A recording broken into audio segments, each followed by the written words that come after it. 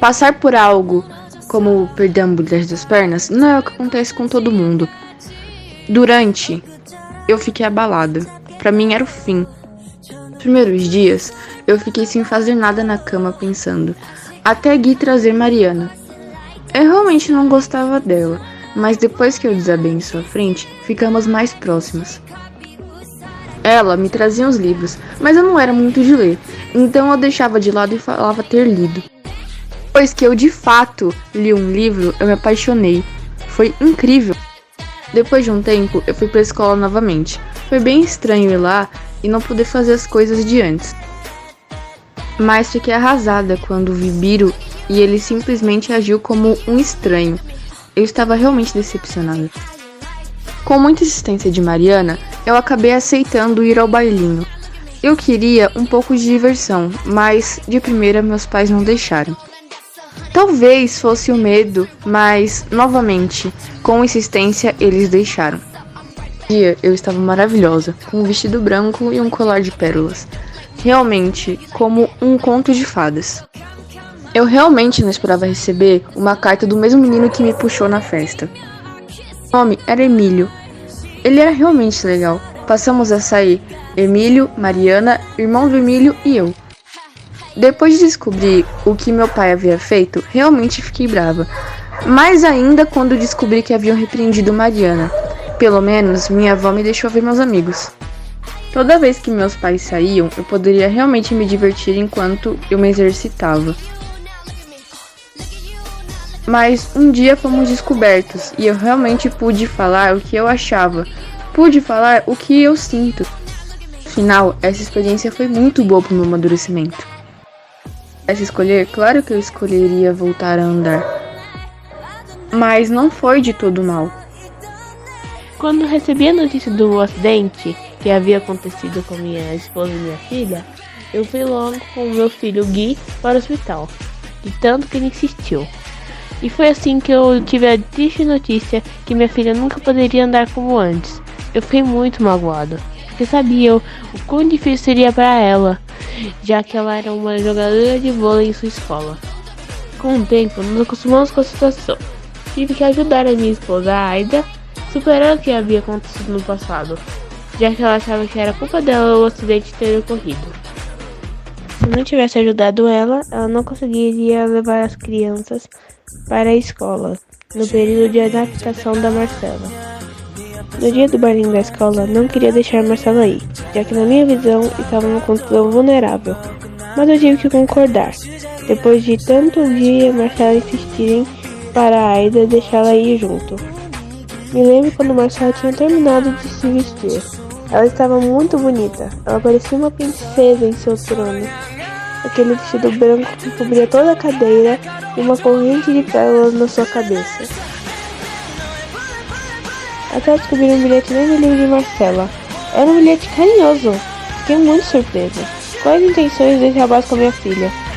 Comecei a desconfiar de Marcela e de Mariana, já que Marcela foi várias vezes à casa dela. Tivemos uma enorme confusão. O pior foi quando minha sogra escondeu um monte de adolescentes na minha garagem. Só depois da confusão, eu descobri que era apenas amigos da minha filha. Depois Marcela resolveu chamar todos da casa para conversar. Eu fiquei muito feliz, pois ela teve coragem de olhar nossos olhos e dizer o que realmente sentia. Eu e Aida percebemos que tínhamos ficado muito protetores, não deixando ela e Gui aproveitarem suas vidas. Depois desses acontecimentos, finalmente conseguimos ter nossas vidas normalmente de novo, apenas com algumas dificuldades. Bruno e eu ficamos muito preocupados. Mas qual foi a nossa surpresa ao encontrar Gui e Marcela rindo juntos? Ao descobrir sobre o tal menino chamado Emílio, mandando bilhetes e saindo com Marcela, aquilo me deixou aflita. Logo agora, em um momento tão delicado, algo assim foi acontecer, obviamente, eu desaprovei tudo aquilo, né? Mas o pior foi que eu descobri que a minha mãe ajudou em encontros depois da proibição. Isso, pra mim, foi a gota d'água. Depois de ouvir ela ameaçando voltar para minha própria casa, achei que era exagero, até ouvir o que a Marcela tinha para falar. Percebi como havia ficado protetiva demais em relação a ela e não deixei ela viver. Após esse dia, ela parecia mais feliz. Bem, até umas semanas atrás, eu não sei por que eu resolvi ser boa com a Marcela, já que ela era muito idiota comigo. Mas quando soube do acidente, eu nem acreditei. Ainda mais quando Celina, uma colega, me disse que ela poderia nunca mais andar. Quando eu fui à casa dela na primeira vez, percebi que a sua situação era bem triste, já que nunca iria andar como antes. Um tempo depois, Marcela começou a gritar comigo. Eu queria ir embora, mas quando ela começou a chorar, fui em direção a ela e a abracei, decidida a visitar ela mais vezes. O Bira, aquele egoísta, se afastou da Marcela, provavelmente por ela ter ficado paraplégica. Isso fez ela ficar triste, mas eu e o Gui conseguimos fazer ela esquecer isso com o tempo. Me lembro do dia do bailinho da escola.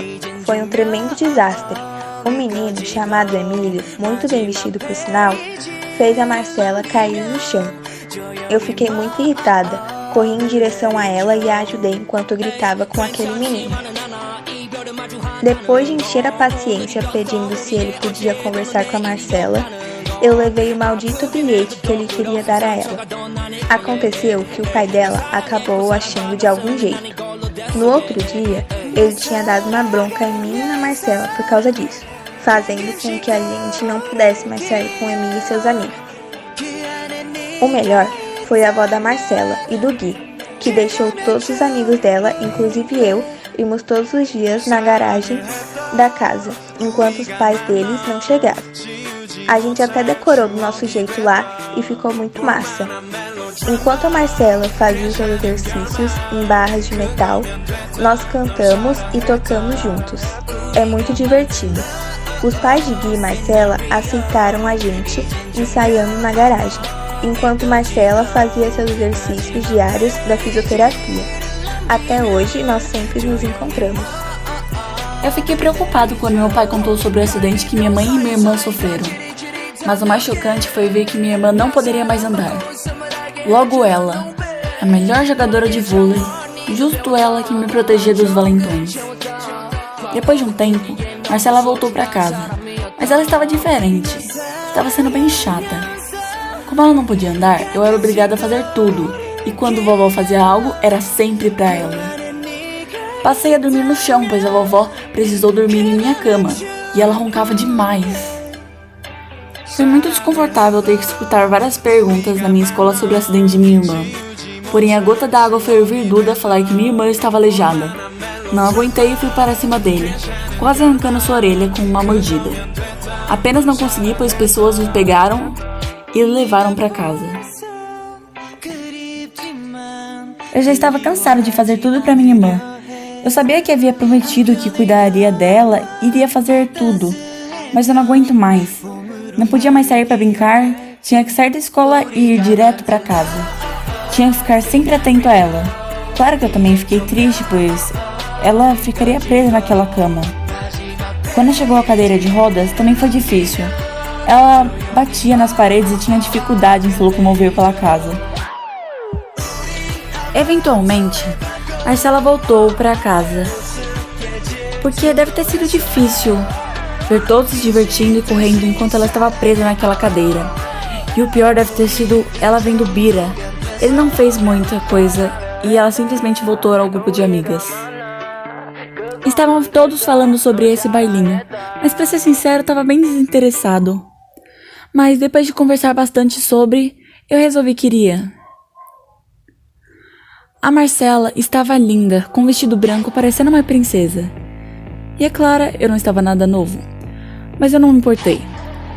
Fomos à festa e foi muito boa, até que um dos meninos puxou a mão de Marcela e ela caiu imediato.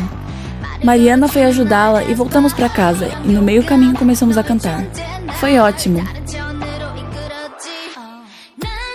Assim que tudo mudou, minha vida estava cheia de coisas chatas. Ainda tive que acompanhar Marcela, mas não me importava muito. As coisas continuavam normais. Na medida do possível, óbvio. Meus pais ainda precisavam trabalhar muito para o tratamento de Marcela. E eu, sempre que podia ajudá-los, eu ajudava. No fim das contas, isso serviu de uma grande lição a mim. Eu nem fazia parte daquela escola, só acompanhei um amigo. Mas foi quando eu vi ela, estava sentada.